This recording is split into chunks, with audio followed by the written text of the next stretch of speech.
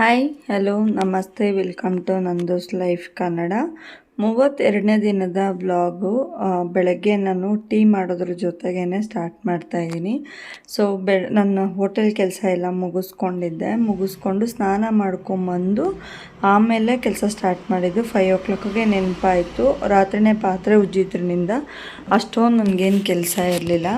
So ಬೆಳಗ್ಗೆನೇ ಏನು ತಿಂತಾಯಿದ್ದೀರಾ ಅಂತ ಹೇಳೋದಾದರೆ, ಬೆಳಗ್ಗೆ ನಾನು ಹಾಲು ಒಡೆದೋಗಿತ್ತು. ನನಗೆ ಯಾವಾಗ್ಲೂ ಹಾಲು ಒಡೆದೋದ್ರೆ ವೇಸ್ಟ್ ಮಾಡೋಕ್ಕೆ ಇಷ್ಟ ಆಗೋದಿಲ್ಲ. ಸೊ ಅದಕ್ಕೆ ಏನಾದರೂ ಸಕ್ಕರೆ ಹಾಕ್ಬಿಟ್ಟು ಅವಲಕ್ಕಿ ಆಗಿರ್ಬೋದು, ರವೆ ಆಗಿರ್ಬೋದು, ಏನಾದರೂ ಒಂದು ಹಾಕಿ ಸ್ವೀಟ್ ಮಾಡ್ತೀನಿ. ಸೊ ಮನೇಲಿ ಅವಲಕ್ಕಿ ಕೂಡ ಇರಲಿಲ್ಲ ಅಡುಗೆ ಮನೇಲಿ. ಸೊ ಈ ರೂಮಿಗೆ ಬರಬೇಕಾಗಿತ್ತು, ರವೆ ಇರಲಿಲ್ಲ. ಸೊ ಏನು ಮಾಡಿದೆ ಅಂದರೆ, ಹಾಗೇ ಅದು ತುಂಬ ಹೊತ್ತು ಹಿಡಿತಾಯಿತ್ತು ಅಂತೇಳಿ ಒಂಚೂರು ಸಕ್ಕರೆ ಹಾಕ್ಬಿಟ್ಟು ಒಂಚೂರು ಗೋಧಿ ಹಿಟ್ಟು ಹಾಕಿ ಅದ್ರ ಜೊತೆಗೆ ಮಿಕ್ಸ್ ಮಾಡಿದೆ. ಸ್ವಲ್ಪ ಏನು ಅಷ್ಟೊಂದು ಚೆನ್ನಾಗಿರಲಿಲ್ಲ. ಯಾಕೆ ವೇಸ್ಟ್ ಮಾಡಬೇಕು ಅಂತ ಹೇಳಿ ಮಗುಗೂ ಕೊಡ್ದೇನೆ ನಾನೇ ತಿನ್ಬಿಟ್ಟೆ. ಯಾಕಂದರೆ ಹಸಿಟ್ಟು ಬೆಂದಿಲ್ಲ ಅಂದರೆ ಮತ್ತೆ ಅವಳಿಗೆ ಹೊಟ್ಟೆ ನೋವು ಸ್ಟಾರ್ಟ್ ಆಗುತ್ತೆ, ಮತ್ತು ಅವಳಿಗೆ ಹುಷಾರಿಲ್ದಂಗೆ ಆಗುತ್ತೆ. ತಡೆಯೋ ಶಕ್ತಿ ನಮಗಿದೆ ಅಂತ ಹೇಳಿಬಿಟ್ಟು ಅದನ್ನ ನಾನೇ ತಿಂದ್ಬಿಟ್ಟು ಇದಕ್ಕೆ ಉಜ್ಜೋದಕ್ಕೆ ಸಿಂಕ್ಗೆ ಹಾಕದೇ ಇಲ್ಲ. ಇನ್ನು ಪೂಜೆ ಮಾಡೋಣ ಅಂತ ಹೇಳಿಬಿಟ್ಟು ರಾಯರ್ದು ಮಂತ್ರಾಕ್ಷತೆ ಇದೆ ಅಲ್ಲ ನನ್ನ ಹತ್ರ. ಸೊ ತುಂಬ ಬೇಜಾರಾಗ್ತಿತ್ತು ಮನಸ್ಸಿಗೆ. ಸೊ ನೈಟು ಕೂಡ ಒಂದು ಇದು ಬರೆದಿದ್ದೆ ರಾಘವೇಂದ್ರ ಸ್ವಾಮಿದು ಸಂಜೆ ಹಂಗೆ. ಆಮೇಲೆ ಚಿಕನ್ ತಿಂದಿದ್ದರಿಂದ ಯಾಕೋ ಬರೆಯೋ ಮನಸ್ಸು ಆಗಿರಲಿಲ್ಲ ನನಗೆ. ನನ್ನ ಮಗಳು ಈ ಕಡೆ ಏನೋ ಹೇಳ್ತಾ ಇದ್ಲು ನನಗೆ, ನಾನು ಡಾಕ್ಟ್ರ್ ಆಗ್ತೀನಿ ಅಂತ. ಅದಕ್ಕೆ ಅವಳಿಗೆ ಹೇಳಿದೆ, ನೀನು ಡಾಕ್ಟ್ರ್ ಆಗೋದು ಒಂದೇ, ಆರ್ಮಿಯಲ್ಲಿ ಹೋಗಿ ಸೇವೆ ಮಾಡೋದು ಒಂದೇ, ಅಂಥ ಬಗ್ಗೆ ಯಾರಿಗೂ ಸಿಗೋದಿಲ್ಲ ಅಂತ ಹೇಳಿ ಅವಳಿಗೆ ಹೇಳ್ತಾ ಇದ್ದೆ. ಸೊ ಅಷ್ಟರೊಳಗಾಗಿ ನಾನು ಕಡ್ಡಿ ಎಲ್ಲ ಹಚ್ಬಿಟ್ಟು ಅರ್ಶಿನ ದೇವ್ರಿಗೆ ಹೂವು ಎಲ್ಲ ಇಟ್ಟು ಪೂಜೆ ಮಾಡಿದೆ. ಆಮೇಲೆ ಕೈಯಲ್ಲಿ ಅಕ್ಷತೆ ಕಾಳಿಕ್ಕೊಂಡು ಕೇಳಿಕೊಂಡೆ ಯಾಕೆ ಹೀಗೆ ಆಗ್ತಿದೆ ನನ್ನ ಜೀವನದಲ್ಲಿ ಅಂತ.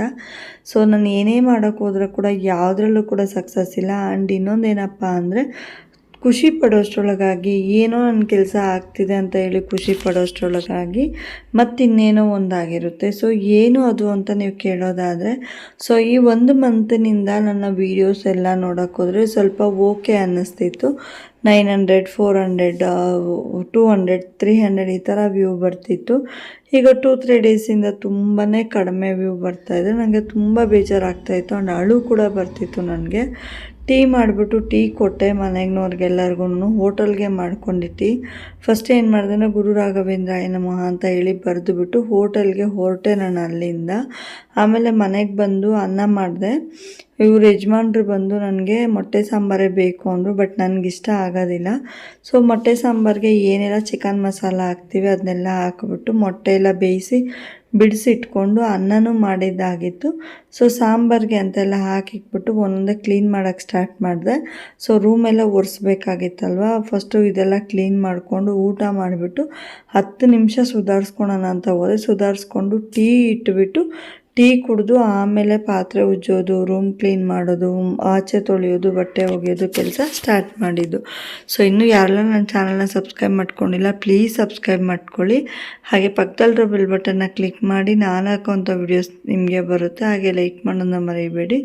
ನೀವು ಮಾಡೋ ಲೈಕ್ ನನಗೆ ಹೊಸ ವಿಡಿಯೋಸ್ ಮಾಡೋದಕ್ಕೆ ಮೋಟಿವೇಶನ್ ಸಿಕ್ದಂಗೆ ಆಗುತ್ತೆ.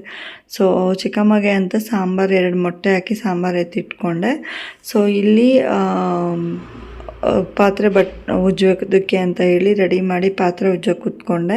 ನಾನು ಪಾತ್ರೆ ಉಜ್ತಾ ಇದ್ದಂಗೆ ಯಜಮಾನ್ರು ಕೂಡ ಪಾತ್ರೆ ಇಳಿಸ್ಕೊಂಬಿಟ್ರು. ಇಳಿಸಿ ಅವರು ಕೂಡ ಏನದು ಸೈಡಲ್ಲಿರೋದನ್ನೆಲ್ಲ ತೊಳಿಬೇಕು ಅಂದರು. ಬಟ್ ನಾನೆಲ್ಲ ಏನು ಮಾಡಿದೆ, ಅಷ್ಟರೊಳಗಾಗಿ ಸಣ್ಣ ಪುಟ್ಟೋದೆಲ್ಲ ನನಗೆ ಆಗ್ಬಿಟ್ರೆ ಸಾಕು ಅಂತೇಳಿ ಸಣ್ಣ ಪುಟ್ಟದನ್ನೆಲ್ಲ ನಾನು ಸ್ಟಾರ್ಟ್ ಮಾಡಿದೆ. ಸೊ ನಾನು ಹೇಳಿದ್ದೇನಪ್ಪ ಅಂದರೆ, ಏನೋ ಒಂದು ಖುಷಿ ಪಡ್ತೀನಿ, ಅಷ್ಟರೊಳಗಾಗಿ ಇನ್ನೇನೋ ಒಂದು ಬಂದು ಅಡ್ಡಿ ಆತಂಕ ಅನ್ನೋದೊಂದಂಗೆ ಆಗುತ್ತೆ. ಸೊ ಜೀವನದಲ್ಲಿ ಯಾವುದ್ರ ಮೇಲೂ ಜಾಸ್ತಿ ಆಸೆ ಇಟ್ಕೋಬಾರ್ದು. ತುಂಬ ದುಃಖ ಆಗ್ತಾಯಿದೆ ನನಗೆ. ಇಷ್ಟು ಕಷ್ಟಪಟ್ಟು ನಾನು ವೀಡಿಯೋಸ್ ಮಾಡಿ ಯಾವುದೇ ವೀಡಿಯೋಸ್ ವೈರಲ್ ಆಗ್ತಿಲ್ಲ. ಸೊ ಈ ವೀಕ್ ಪರವಾಗಿಲ್ಲಪ್ಪ, ಈ ಮಂತೆಲ್ಲ ಒಂದು 400-300 ಬರ್ತಿದೆ. ಬಟ್ ಮುಂದಕ್ಕೆ ಒಂದಿನ ರೀಚ್ ಆಗುತ್ತೆ ಅಂದ್ಕೊಳೋಷ್ಟ್ರೊಳಗಾಗಿ ಹೀಗೆ ಮತ್ತೆ ಕಣ್ಣಲ್ಲಿ ನೀರು, ರಕ್ತ ಬರೋಂಗೆ ಆಗ್ತಾಯಿದೆ. ಸೊ ತುಂಬ ಬೇಜಾರಾಗ್ತಾಯಿದೆ. ಯಾಕಪ್ಪ ಅಂದರೆ ಇಷ್ಟು ಕಷ್ಟಪಟ್ಟು ವಿಡಿಯೋಸ್ ಮಾಡಿದ್ರೆ ಮತ್ತೆ ನಿನ್ನೆಯಿಂದ 30, 40, 20, 10, 19 ಅದೇ ಥರ ವ್ಯೂಸ್ ಬರ್ತಾಯಿದೆ.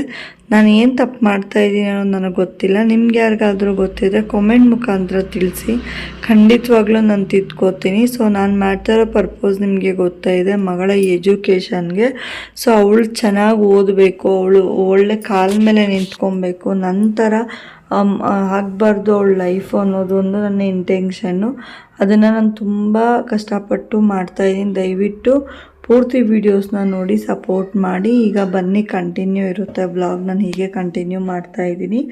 ಇನ್ನೂ ಚಾನಲ್ನ ಸಬ್ಸ್ಕ್ರೈಬ್ ಮಾಡ್ಕೊಂಡೆ, ದಯವಿಟ್ಟು ಸಬ್ಸ್ಕ್ರೈಬ್ ಮಾಡಿಕೊಂಡು ನನ್ನ ವೀಡಿಯೋಸ್ನ ಪೂರ್ತಿ ನೋಡಿ ನನಗೆ ಸಪೋರ್ಟ್ ಮಾಡಿ. ಇದು ನಾನು ರಿಕ್ವೆಸ್ಟ್ ಮಾಡಿ ಕೇಳ್ಕೊಳ್ತಾ ಇದ್ದೀನಿ, ಬೆಗ್ ಮಾಡ್ತಾಯಿದ್ದೀನಿ ಅಂತಲೇ ಅನ್ಕೋಬೋದು. ನನಗೆ ಅಷ್ಟು ಇದಾಗಿದೆ. ನನಗೆ ದಯವಿಟ್ಟು ವೀಡಿಯೋಸ್ನ ನೋಡಿ ಸಪೋರ್ಟ್ ಮಾಡಿ.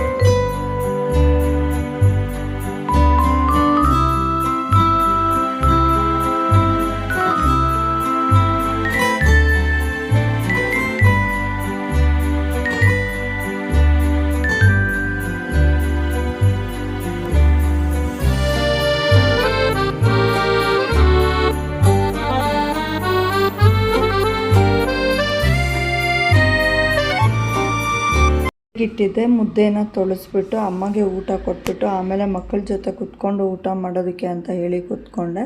ಸೊ ಅವರು ಊಟ ಮಾಡ್ತಾಯಿದ್ರು. ಇಬ್ಬರೂ ಮೊಟ್ಟೆ ಸಾಂಬಾರು ಹಾಕಿದ್ದೆ. ನಮ್ಮ ನಾದಿನಿಯವ್ರು ಬಂದು ಚಿಕನ್ ಇದು ಕೊಟ್ಟಿದ್ದರು. ಅದನ್ನು ಇಬ್ಬರಿಗೂ ಅರ್ಧ ಮಾಡಿ ಹಾಕಿ ಅವ್ರಿಗೆ ಊಟ ಬಡಿಸ್ದೆ. ನಾನು ಊಟ ತಿಂದ್ಬಿಟ್ಟಿದ್ದೆ. ಯಾಕೆ ಅತ್ತೆ ಇಷ್ಟು ಅನ್ನ ಬಿಟ್ಟಿದ್ದೆ ಅಂದರೆ, ಬಟ್ ನಂಗೆ ಊಟ ತಿನ್ನೋಕ್ಕಾಗ್ತಿಲ್ಲಪ್ಪ ಅಂದೆ. ಇನ್ನು ಒಳಗಡೆ ಎಲ್ಲ ಆಲ್ರೆಡಿ ನಾನು ಪಾತ್ರೆ ಉಜ್ಜಿಟ್ಟಿರೋದ್ರಿಂದ ಆಚೆ ಮಾತ್ರ ಇವಾಗ ಚಿಕನ್ದು ಏನು ಮೊಟ್ಟೆ ಫ್ರೈ ಇತ್ತು ಅದನ್ನೆಲ್ಲ ತೊಳೆದ್ಬಿಟ್ಟು ಜೋಡಿಸಿ ಇನ್ನು ಮಲ್ಗೋದೇನೆ. ಇಷ್ಟೇ ಇವತ್ತಿನ ವ್ಲಾಗ್.